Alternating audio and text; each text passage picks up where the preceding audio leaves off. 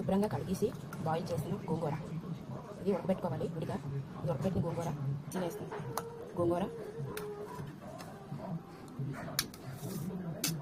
ఉల్లిపాయ పచ్చిమిరపకాయ ఉల్లిపాయ టమాటీ పచ్చికొబ్బరి చిన్న ముక్కలు కట్ చేస్తాం. కవర్ ముక్కలు, అల్లం వెల్లుల్లిపాయ, లవంగాలు, చెక్క, యాలకులు, గసగసాలు, జీలకర్ర.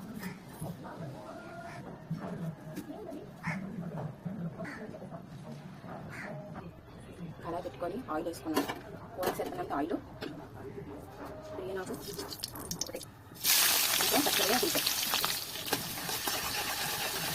చాలా పచ్చివాసనంత పోయాలి. ఉల్లిపాయలు బాగా వేయాలి. పసుపు, ఉప్పు, టమాటా ముక్కలు అది ఒకటి చిన్నగా వేసుకోవాలి. శుభ్రంగా కడిగేసి చికెన్ అది పెట్టుకున్న చికెన్ 5 నిమిషాలు ఫ్రిడ్జ్లో ఉంచితే చికెన్ బాగుంటుంది. వండినప్పుడు శుభ్రంగా కడిగేసి 5 నిమిషాలు ఫ్రిడ్జ్లో పెట్టాను. ఇవన్నీ వేగిపోయి కదా ఇంకా చికెన్ వేస్తాను. బాగా మగ్గాలి. కాసేపు మూత పెట్టుకున్నాను.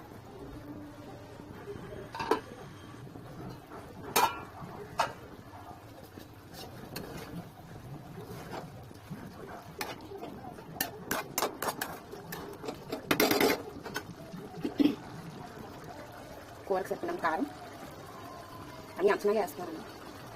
స్పైసీగా కావాలంటే ఎక్కువ వేసుకోవచ్చు. అది ఎవరి ఇష్టం కావాలి. నేనైతే 4 స్పూన్లు వేసాను కారం. మసాలా కారం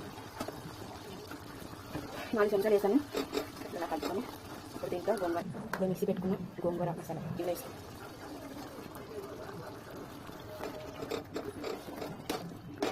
కొందరికి మిక్సీ పెట్టుకున్న ఆకులైనా ఉడకబెట్టి చేసుకోవచ్చు. అలాగే చేసుకోవచ్చు. లేదంటే ఇలా పేస్ట్లో కానీ చేసుకోవచ్చు. కొందరికి ఆకులు ఇష్టం ఉండదు, కొందరికి ఇష్టం ఉండదు. మసాలా మొత్తం గోంగూర ముక్కలు పట్టినట్టుగా కలుపుకోవాలి. కారం, పసుపు అన్ని మొత్తం కలిసినట్టుగా బాగా కలుపుకోండి. నూనె పైకి తీస్తుంది కదా, అలా వచ్చేలాగా మూత పెట్టుకొని ఒకసారి 5 నిమిషాలు మూత పెట్టుకుంటే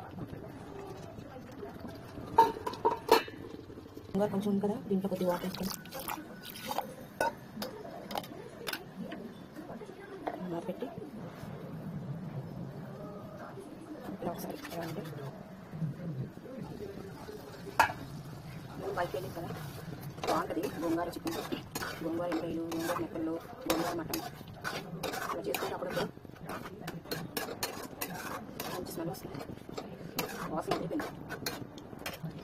ఒకసారి ఇలా బాగుంది. సరిపోదు, ఇంకా కొంచెం వేసాం కదా. గోంగూర పులుపుతుంది. చిక్కుడు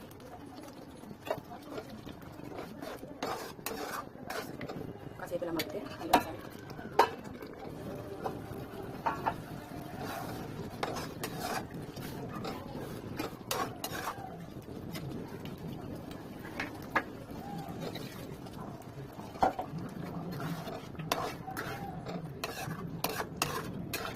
ఇప్పుడు ఒకలాగా వండుతున్నాను. అప్పుడప్పుడు ఎలా చేసుకుంటాను.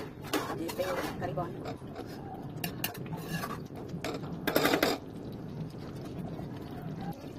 దీంట్లో శుభ్రంగా కడిగి పెట్టిన కొత్తిమీర